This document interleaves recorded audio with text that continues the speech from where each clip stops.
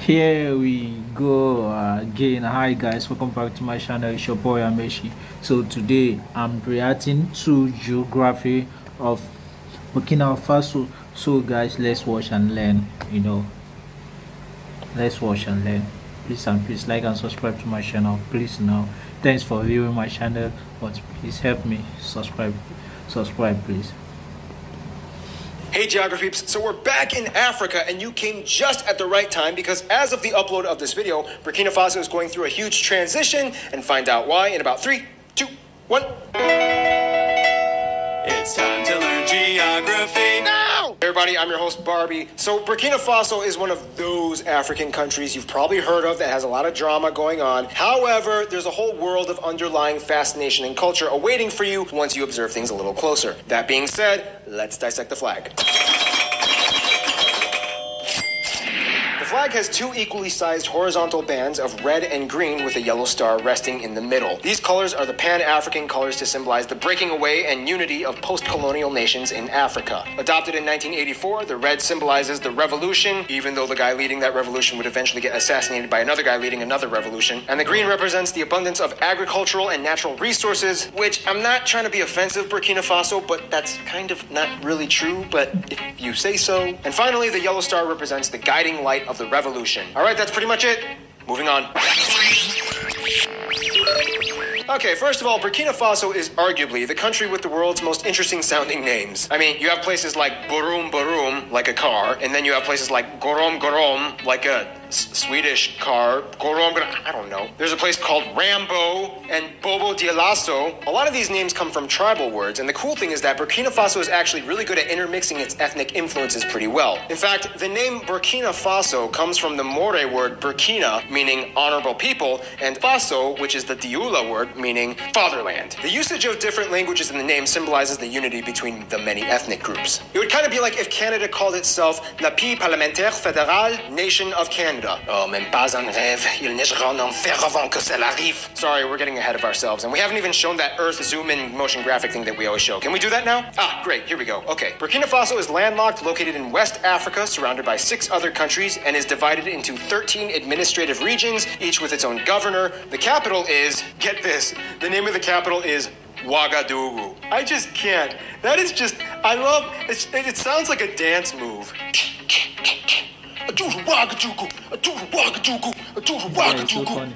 Oh yeah, I gotta teach you guys geography or something like that. Burkina Faso's old name actually used to be Upper Volta, or French Upper Volta when it was part of the French Empire, named after the 3 Volta rivers, the black, the red, and the white Voltas, which also would explain the former flag. You might ask, well, if it was called Upper Volta, then where was Lower Volta? Was it Ghana? To be frank, no, there never really was in Lower Volta. However, all 3 Volta rivers do kind of drain into Lake Volta in Ghana, so I guess in an unofficial sense, Ghana is kind of like the Lower Volta. When it was under the French Empire, Burkina Faso was kind of utilized as like a bridge nation and wasn't really exploited much for its natural resources. The country was pretty much targeted solely for the purpose of giving direct access from the coastal colonies to the desert holdings like Mali and Niger. Yes, people, that's how you pronounce it. Niger, not Niger, not Niger, and definitely not that offensive word that I know you're all thinking about and getting all 13-year-old Japanese schoolgirl giggly about, Bob Saget. It's pronounced Niger. It's kind of weird because 19 provinces in Burkina Faso have like this weird fusion contiguous territory agreement with Mali and Niger under this thing called the Liptako Gourma Authority, which basically administers the resources and power cooperations between the peoples of the entire region of all 3 countries. It's kind of like, we're all from 3 different countries, but let's pretend like that doesn't really matter in this one specific region. Deal? Deal. Otherwise, Burkina Faso has quite a few noticeable places that have their own cultural flair. Typically, towns will have their own contrasting architectural style based off of the tribes that are predominantly inhabiting that area, like the thick red clay houses of Kumi, the elaborately embellished pattern houses of Tiabele, the spiky mud mosque of Bobo Dioulasso. Otherwise, Ouagadougou has its own taste in modern buildings and offices, but with a dry red clay African ambiance that gives its distinct cultural character. Want to know another thing that gives Burkina Faso its character?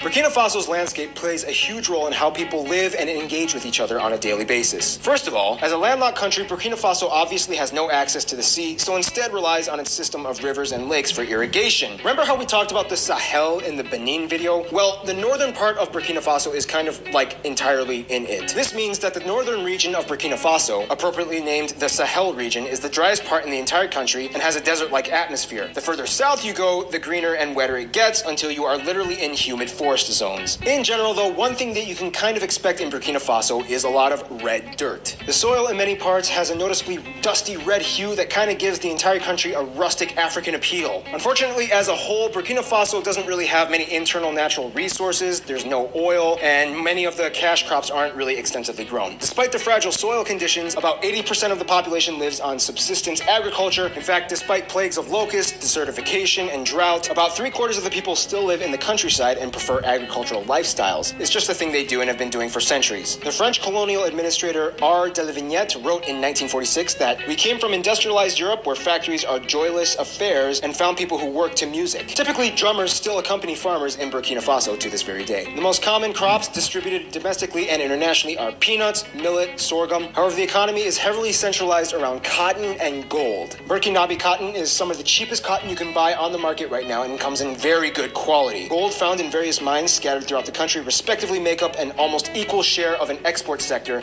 and together collectively gold and cotton alone make up about 70% of all exports. Nonetheless, Burkina Faso still has a few impressive geological tricks up its sleeve. One of the most recognizable natural landmarks of this country would be the Sindou Peaks near Banafora. These curiously eroded rock formations dispersed among the terrain give a wonderful visual experience, almost on par with the Hunan province rock pillars in China. But adjacent to the falls is another strangely eroded rock formation with stone ledges carved in an almost ovular fashion. Now, Burkina Faso's land may be on the brink of surviving, but the people sure know how to look good in the process.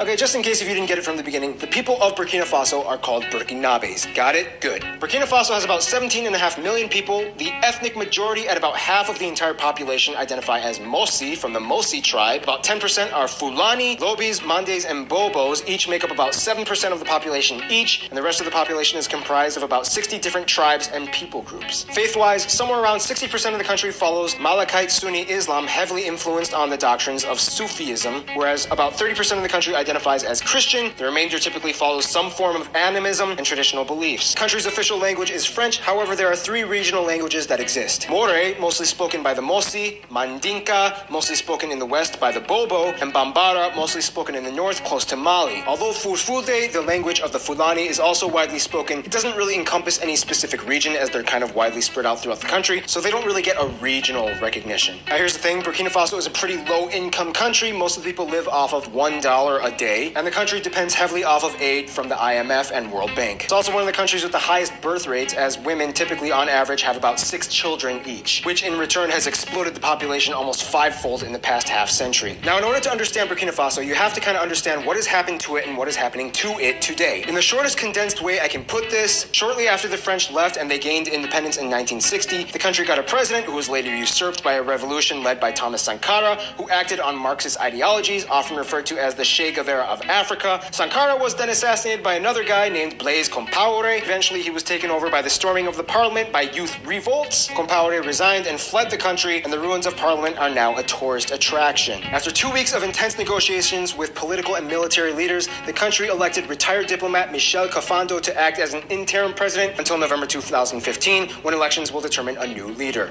So as we speak right now, Burkina Faso is in a state of legislative limbo. In a few months, we'll find out what Burkina Faso will decide and what direction they'll head into. As we mentioned before, there are many tribes in Burkina Faso. However, the largest one, the Mossi tribe, has historically been the predominant ethnic group in the region. Mossis, like other tribes found in the region, have a heavily equestrian culture, as they are sometimes referred to as the cowboys of Africa, which may explain the huge profusion of horse race betting shops found in the country. French horse races are broadcasted live and Burkinabes love betting on them. This gave them a huge advantage over their southern neighbors, as they were even able to effectively fight off the Atlantic slave traders very well in the early 16th century, and remained intact for over 400 years until finally the kingdom was taken over by the French at the end of the 19th century. The cool thing is, according to Mosi tradition, the highest position in Mosi society is the emperor. The emperor referred to as the Mogol Naba, and the current one being Zomwogbo. He is recognized as an authoritative figure and holds substantial power and influence in the country to this day. These days, rugby is actually a little more popular than soccer, especially since Fulgence Ouedraogo was drafted into Montpellier Hérault RC rugby team. He's kind of like a local here, and since then, Burkinabés have swapped kicking for tackling.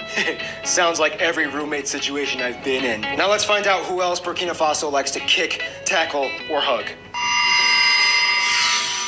When it comes to friends, Burkina Faso is kind of like, nous ne sommes pas nécessairement amis, juste simplement parce que nous parlons français. That being said, Burkina Faso does kind of get along with, or at least tolerates, all of their immediate neighbors and have multilateral agreements, but they aren't exactly yippee-skippy about all of them either. Historically, they have had kind of a lot of conflicts with almost every single one of them. Nonetheless, it's kind of interesting because Burkina Faso does have kind of okay relations with the EU, even though former President Compaoré has been heavily criticized over the decades, and yet chooses to acknowledge underdog areas like Kosovo and Taiwan, effectively cutting off ties with the People's Republic of China and Serbia. Libya is a huge ally. Both Sankara and Compaoré were both close friends of Gaddafi, and eventually both countries became founding members of the Community of Sahel-Sahara States, an organization that aims to establish free trade in the area. Interestingly enough, Algeria is actually not part of that club, and it all had to do with some kind of political dispute, yada yada yada. When it comes to their best friends, however, more or less they might begrudgingly say the Ivory Coast and Ghana. Even though they've had some drama with the Ivory Coast during the recent civil war, as they were accused of supporting rebel fighters, they still remain the largest trade partners and were at one point the same country under French rule. Ghana has established numerous ties with Burkina Faso, and today they have regular high-level consultations and cooperation commissions, and they even share joint military exercises with each other to encourage diplomacy. In conclusion, Burkina Faso is a land ridden with kings, cowboys, and cotton and conflict, and right now they're in a very tense moment of transition.